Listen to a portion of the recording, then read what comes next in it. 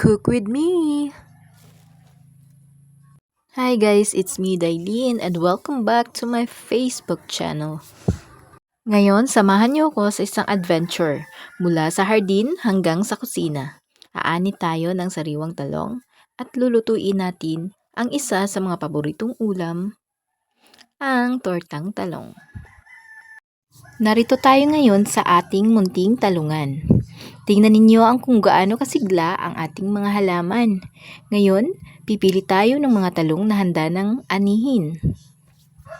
Mas maganda kung gagamit tayo ng kutsilyo para putulin ang tangkay. Tiyakin nating maingat tayo para hindi natin masira ang halaman.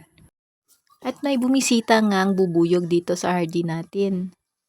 Ayan, at ano ba yun? Lumipad na din. So ngayon, titingnan natin kung alin dito ang pwede nang anihin. Maliit pa siya pero pwede na rin yun. Uunahan ka pa ng uod eh. Eto, pwede na. Tsaka itong isa din, pwede nang anihin. At meron pa dito. Pwede na rin anihin. Medyo madami yung bunga niya ngayon kasi isang linggo din hindi siya nakuha na ng bunga. At maraming pa ding bulaklak.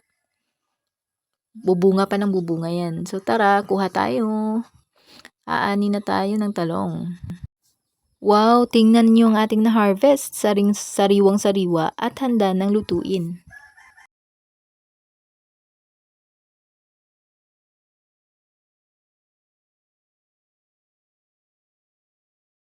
Ngayon, iihaw natin ang ating mga talong. Maaari itong gawin sa kalan, sa grill o sa uling. Kailangan nating sunugin. Kapag luto na, hayaan nating lumamig ng kaunti bago balatan. Ingat lang dahil mainit pa ito. Sa pagkakataong ito, balatan na natin kahit mainit pa. Ingat-ingat na lang din baka mapasok. Kasi nga, malapit nang mag-lunch time. Anong oras na? Matatagalan pa tayo pag mag-antay pa tayo ng ilang oras. Alam nyo ba, mas mabilis balatan kapag inihaw na talong kaysa yung pakuluan mo lang ng tubig.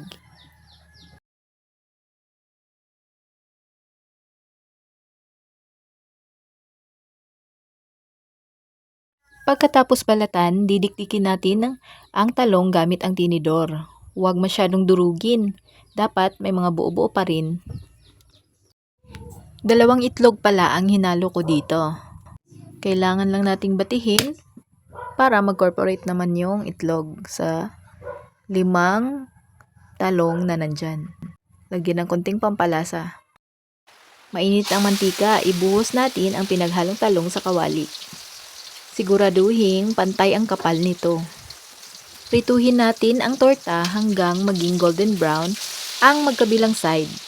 Ingat lang na hindi masunog dahil baka maging mapait yan. Dahan-dahan nating baliktarin ang torta para hindi masira. Gumamit ng spatula para mas madali. At heto na ang ating tortang talong, handa nang ihain. Perfect ito sa kanin at sasawan tulad ng ketchup o suka na may toyo. Masarap siya, malambot at malasa at napakadaling gawin. Perfect na ulam para sa kahit anong araw, lalo na't galing pa sa sarili nating hardin. Maraming salamat sa pagsama sa akin ngayon. Sana ay nagustuhan ninyo ang ating adventure mula sa hardin hanggang sa kusina. Huwag kalimutang mag-like, mag-comment at mag-subscribe para sa iba pang mga recipe at garden tips. Hanggang sa susunod, maraming salamat.